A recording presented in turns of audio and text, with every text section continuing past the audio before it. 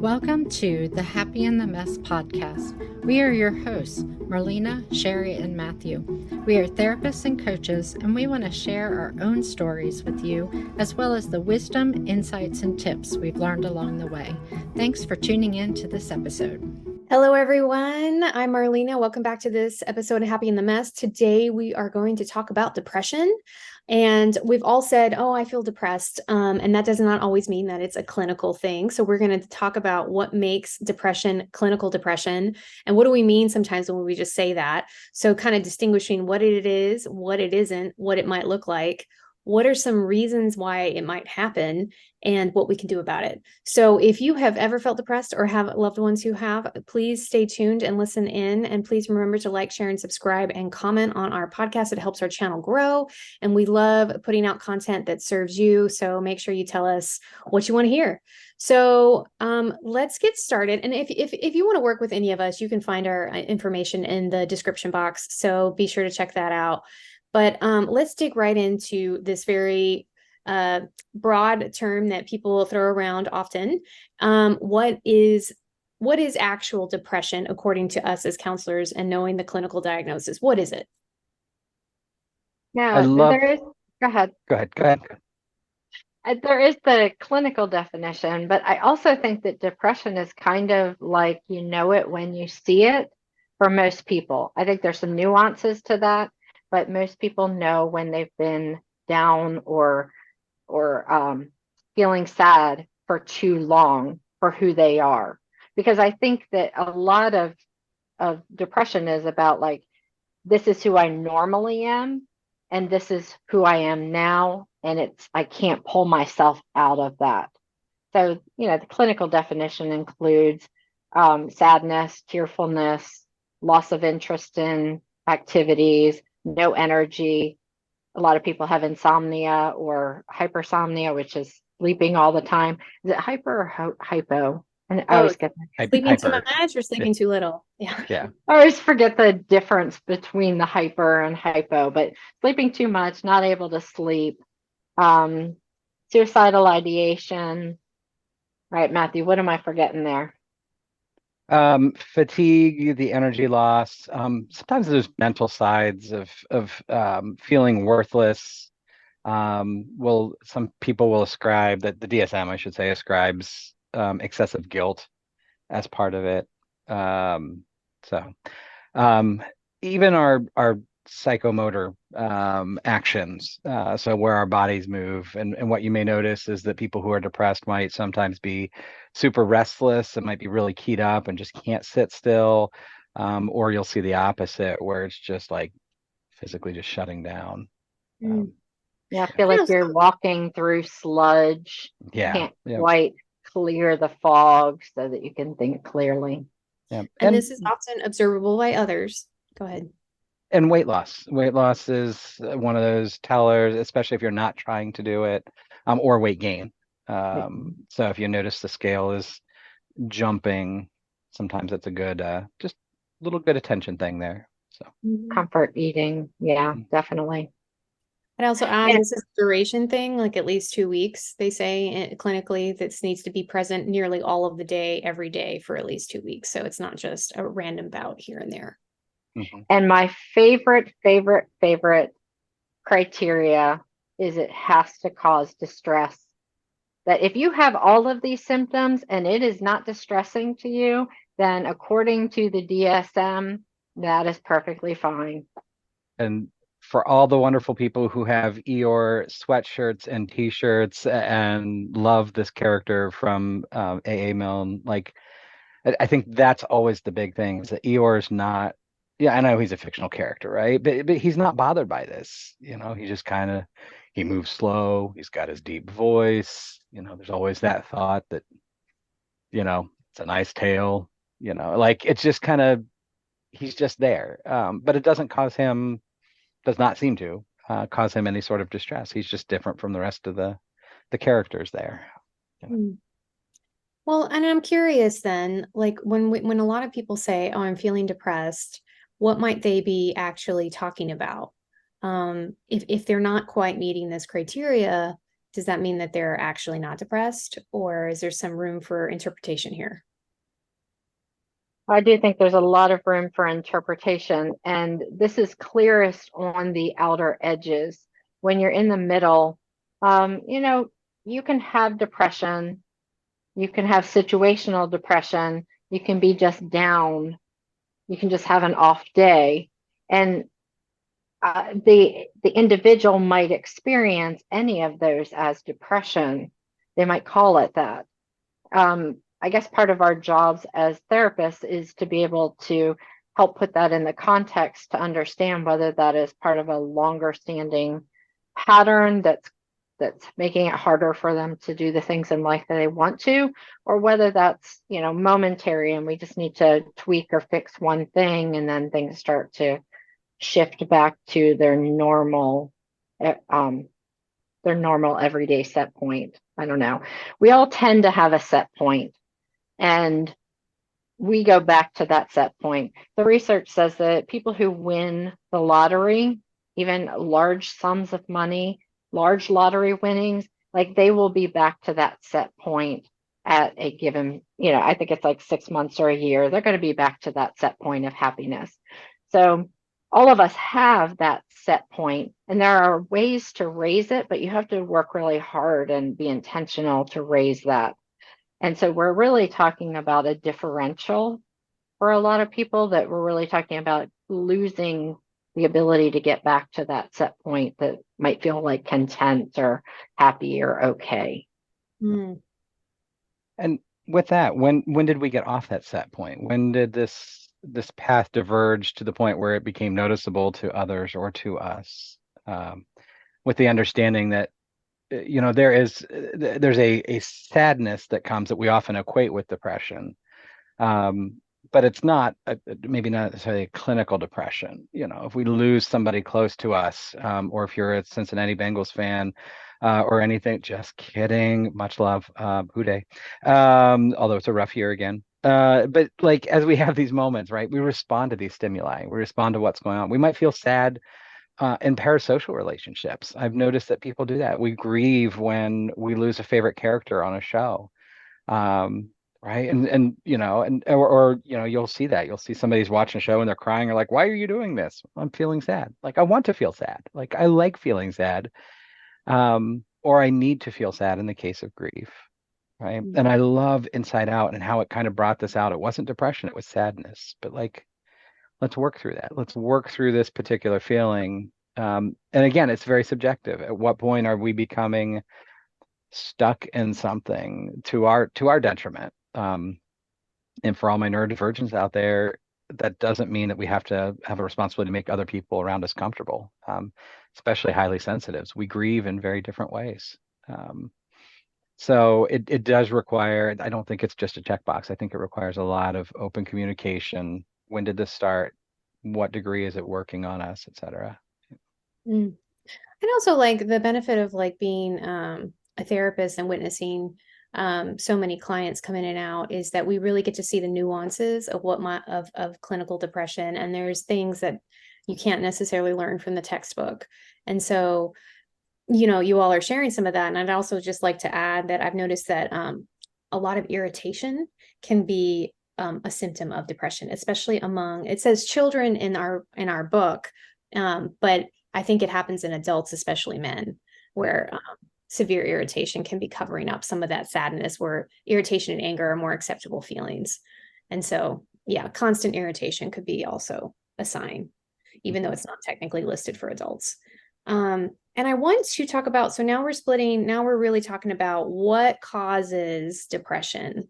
And you mentioned some things that may be contributing, you know, that may prolong the duration, which then would qualify it as depression. So I heard you talk about grief and losing people, losing whether they be characters or people. What for you all, what do you see contributes? And I know we don't have the full answer on this because there's a lot of things that could be causing a lot, but what do you all see in your practices that causes depression? Well, yeah. Man, we are just in sync today. You go first this time. Okay, I appreciate it. For me, I did my undergrad in North Dakota, which we have quite significant winters there. Um, but with North Dakota, there's this huge open sky. I always say the topography looks like an 8.5 by 11 sheet of paper turned on its side. It's flat, but it's bright and it's beautiful. And I lived in Florida for 6 months, and it's the weather there is kind of tolerable sometimes. Beautiful sunny ocean, right? And now I live in Ohio, which is the great, great world of suck when it comes time to winter, especially. Like we will not see the sun a lot of times for months. So the not necessarily the cause, but a cause, um, a lot of times is our environment, what's around us, what are we picking up?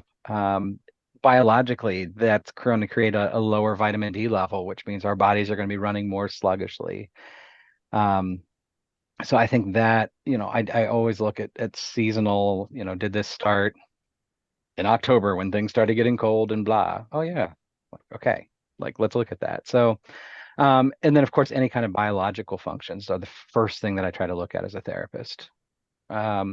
Because you can work with the thoughts. I always say that it's the software, right? But if the hardware is not going to run it right, we got to go back to it. We got to go back to making sure we're eating well, making sure that we have the vitamins, making sure that our hormone levels are in check.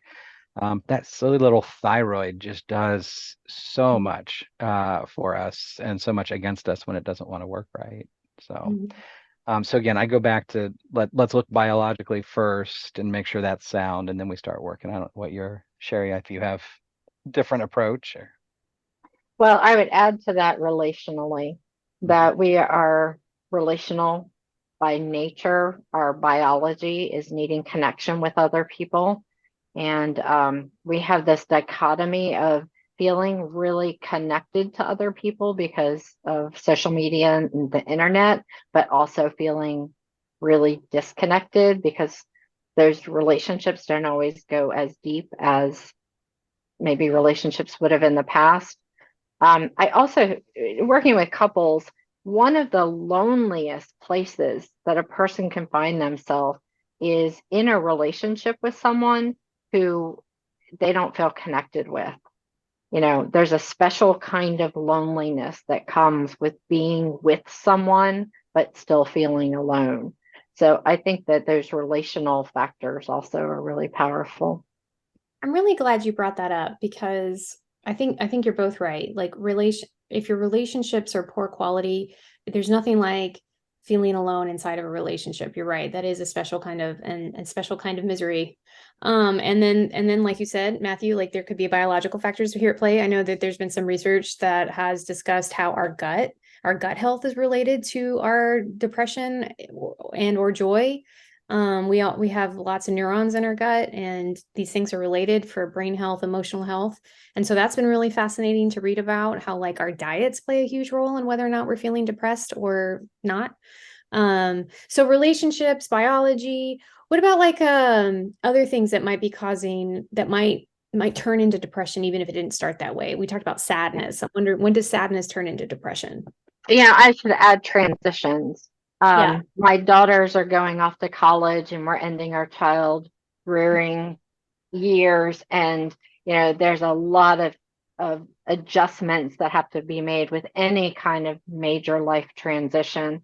And so you can get stuck in the sadness and the grief and the overwhelmingness of those kind of transitions as well. Mhm. Absolutely. When you make a major move or when you leave the family home or going to a new place, I've noticed this a lot in my own personal life when I've moved. The depression, quote unquote, I'm using this lightly, not necessarily in a clinical way, but that feeling shows up about 3 to 4 months into a new location for me. Like it's not immediate. The novelty wears off. And then I'm like, oh, I don't have friends yet. Or, oh, I don't know. I don't have my favorite place to go yet. I don't know my route to work. Like everything is new. And while that's really wonderful, newness can also bring a sense of sadness and loss. What you just described is knowing your own personal pattern. I wouldn't feel sad at that point. I would feel sad much sooner than that. So it's like understanding how your body works, understanding how your mind interacts with the world, and then being able to anticipate or or mitigate how that works. I think that's a really powerful part of just living life well, just in general, not just even about the transition or depression. Mm-hmm. And even on the other side is the anticipatory grief or anticipatory depression. Some people it's afterwards, some people it's during, some people it's before. And it's weird because that's where it flirts with anxiety a little bit. But these two, I think, are really two sides of the same coin. And I think a lot of times, like our inner parts, they start to experience this depression, right? And it's I would say if we can turn it into like almost a question rather than a statement, but right, like I'm moving into this new frame of life and I don't know if I can connect with people. I don't know what I'm going to do when I get to this new area. I work with a lot of people who have chronic illnesses, and as they're transitioning, it's like, oh, I have it together now, but what happens when, right, when this, when my legs quit working, or when my hip pops out of joint for the 34th time, and I have to have a surgery at 30 years old, or whatever it is, like that can create a lot of these depressive patterns. Again, before they happen, even. Mm-hmm. Yeah, so sometimes there's like something we can point to, be like, this is the thing that's caused. But when it feels a little bit more nebulous or ambiguous, I also want to call our listeners to the attention of like, sometimes we'll have like anniversary type of depression, like something happened at a certain time of year, and then that time comes and we feel down again, and we may not even be fully conscious, and it may not be biology or something that we can point out because we're like, oh, it's been so many years, why would this still be bothering me? I'm curious if you have anything to say about that kind of depression. Well, anniversaries are very powerful, and we don't even have to know that a date is on the calendar for it to affect us. It's that whole idea of the body keeps a score, the body stores that stuff in it. And so we may not be thinking about that. But I can't tell you how many times I've talked with a client and someone I've been working with for a while, and they come in and they're just out of sorts or just having a bad day or just things are not going well. And I'll be like, okay, we'll sort through all the present day stuff, and I'll ask them like, okay, what's the anniversary attached to this? And they'll be, oh, right, this horrible thing happened on this day or this week 10 years ago. And then we'll start to piece it together. Our bodies do. They remember those things, and it is. There's just something natural about that cycle, and a lot of times just giving ourselves that cushion of, right. It's not depression. I was like, to me, that thing is always it's almost our reaction to the feeling rather than the feeling itself. So the weight that's attached to it. And I've seen people who, we're coming up on the anniversary of a loss, and so we just kind of preempt, right? Like, okay, it's gonna be a little bit sad, right? But we're gonna be okay. We're gonna get through it because that's what we've learned in these last couple of years. And it's okay to be sad. Whereas if somebody struggles with clinical depression, a lot of times there's that worry when they start to slip, they think they're going to go all the way down. And so they start to panic and they start to get even more upset and more agitated or more depressed about that. So you almost have to sort through those two, the emotion itself and the weight of the emotion, or the response to the emotion. So All right, so we have not talked about trauma yet. And that was one of the big things that the two of you were talking about before we started this episode today. So I think somebody needs to give some voice to that and how that's misunderstood. Trauma leads to depression. No. Basically. Sorry. My understatement of the day. No, it really does. I mean, there's so much that leads back to trauma. And I think we've said it in the other ones. Trauma just trumps. It creates a lot of times a sense of a lack of safety, a lack of trust, just so many different things that can really contribute to that depressive reaction to it. And again, likewise, I would say, and I'm going to kind of lean on the IFS side, the internal family system side of things, where a lot of times our protectors can be very depressed voices, because they want us to be sad, they want us to grieve over these things, or to protect us from the hurt that can come from that unexpectedly. So it's like, okay, if I can prep myself for it, and again, there's so many nuances there, we don't have time to roll into it. But I know, Marlena, you speak a lot to trauma, especially with EMDR and Yeah, I agree. I mean, part of the symptoms of PTSD is depression. So that's why it's really important to tease apart. Are we just looking at depression, or is this related to some incident where you witnessed or experienced death or sexual or serious injury or sexual assault or something like that? So, that can turn into questioning your sense of worth, your trust in the world or others, or even in yourself. And again, excessive guilt rolls right into traumatic experiences. I can't tell you how common it is for victims or survivors, whatever term we want to use, like blame themselves for whatever it is that happened that was outside of their control. And you'll see, fatigue and weight loss and, this negative evaluation of everything. And I mean, all of this can roll into PTSD. So I'm always looking out for, are we dealing with depression alone, or is this related to some other trauma? And the body keeps the score speaks to that as well. Like our bodies remember these anniversaries, which is untreated trauma, going way back. And it could have been 10 years ago, but the symptoms can be just as fresh as if it happened last week. And so no judgment on that. So I want to roll right back. So we're going to do a separate episode on PTSD to discuss that criteria and what that looks like, but rolling into what can make depression worse, because I think we're hitting on some of these things that can make it worse. So what, even if it's not clinical, like what makes this worse? I don't know, everything. suck it up, get over it, for crying out loud. Why can't you blah, blah, blah, blah, any of those things? Like you can't shame depression out. And I think a lot of times our loved ones try to do it. They think they're being helpful. And for the majority of times, like two thumbs down on that one. Like it doesn't work, Yeah, I think that one of the problems with depression and in my mind, anxiety as well, is that the things that make it better are exactly the opposite things that you feel like doing. And so really there is a value in sitting with the emotion and processing it and working through that. But the things that get you out of a depression are the things that you don't want to do. They are eating well, they're exercising, they're interacting with other people, they're taking good care of yourself, all the things that are very, very hard to do. So, maybe this is rolling into treatments already, but like picking just one small thing that you can do that moves you in the right direction, sometimes that will like keep you grounded enough that you don't go deep dive into that depression. But sometimes that will also be like that first link in the chain that starts you moving in the direction where you start to shift that depression. Now, when you have a very biologically based depression, those little things are going to help, but they're not going to solve the problem. And you do need to look at how medication can help get you out of that.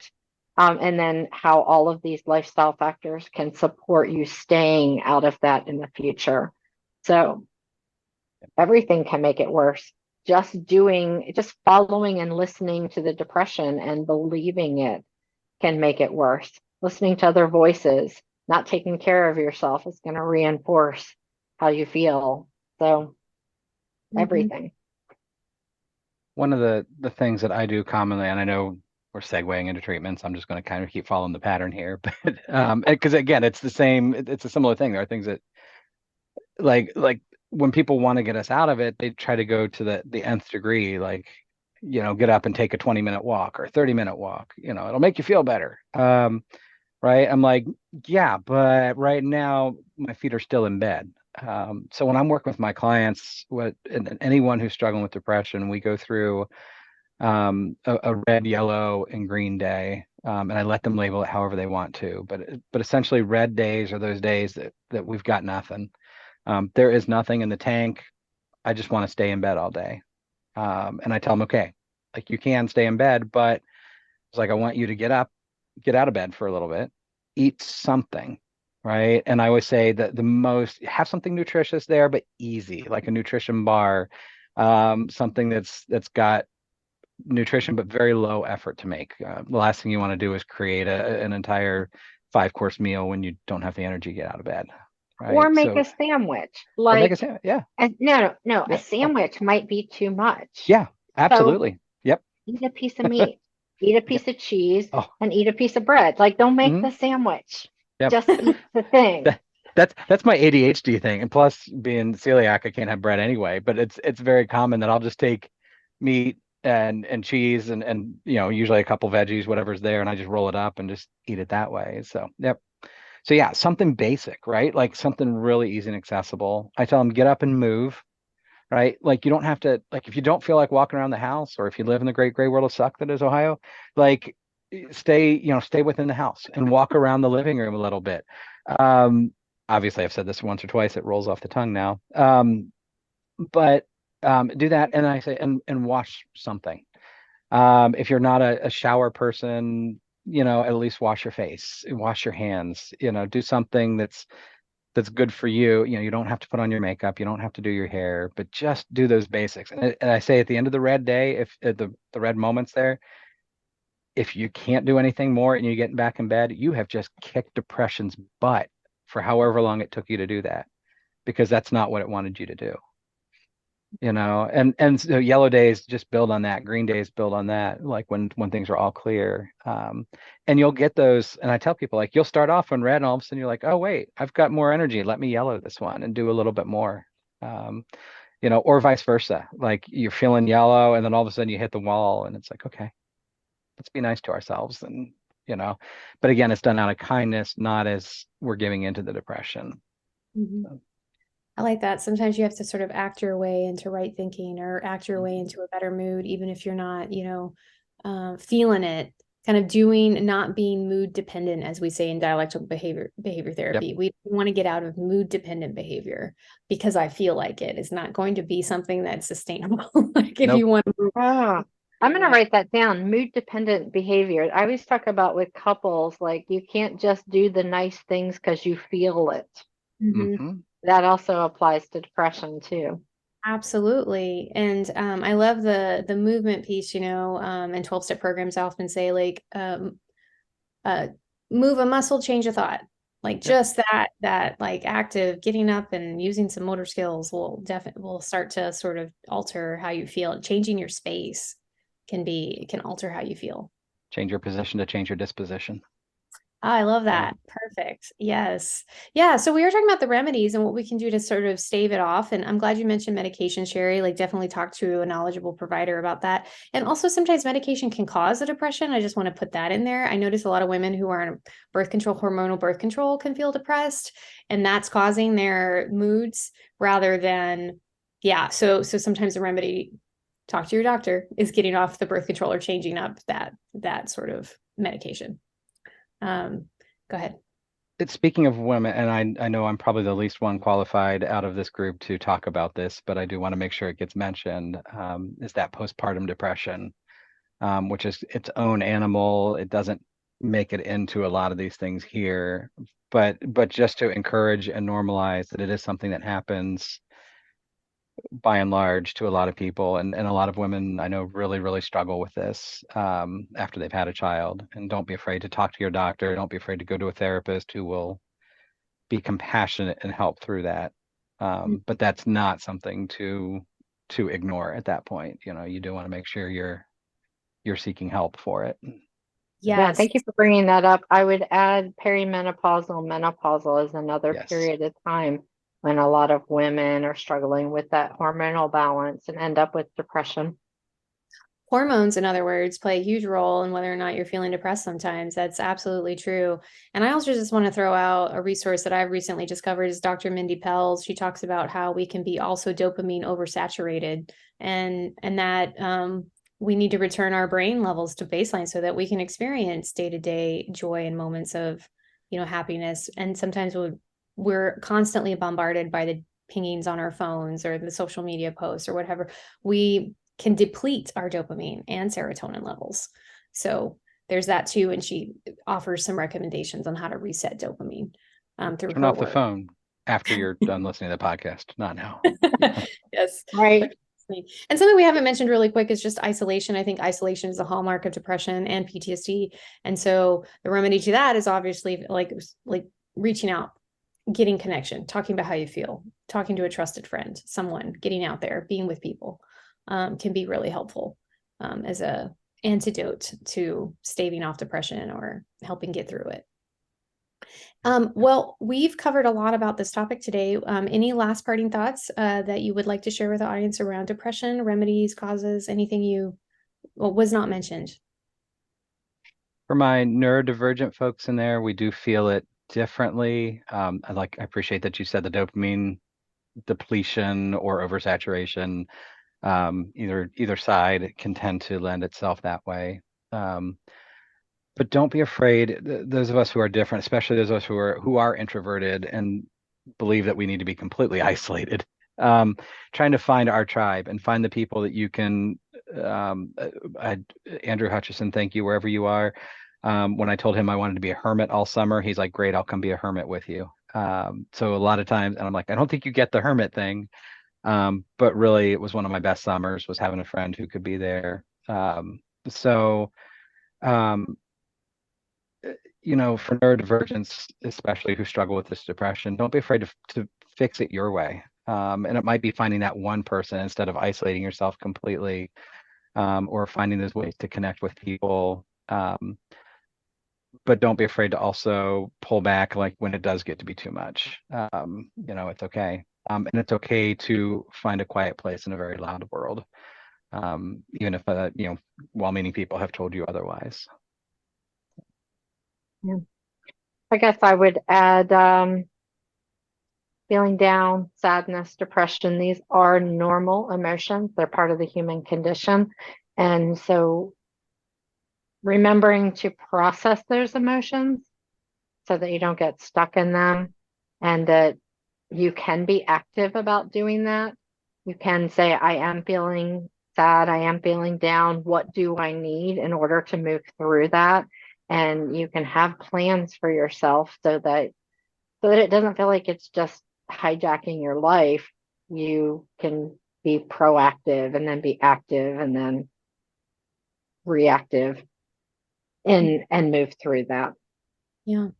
Thank you both. And I'll just add, and something you both touched on is the self-compassion piece. And when you're having a hard time, it's not time to be harder on yourself. It's time to be easier on yourself. And so allowing yourself the grace to move through it at your own pace. And again, like if you're feeling really depressed and having suicidal thoughts, there is a national suicide hotline that was not mentioned before, but we'll add that into the description box. And if you're interested in working with any of us, counseling or coaching, please reach out. You can find our information also in the description box. So remember to like, share, and subscribe, and see you next time.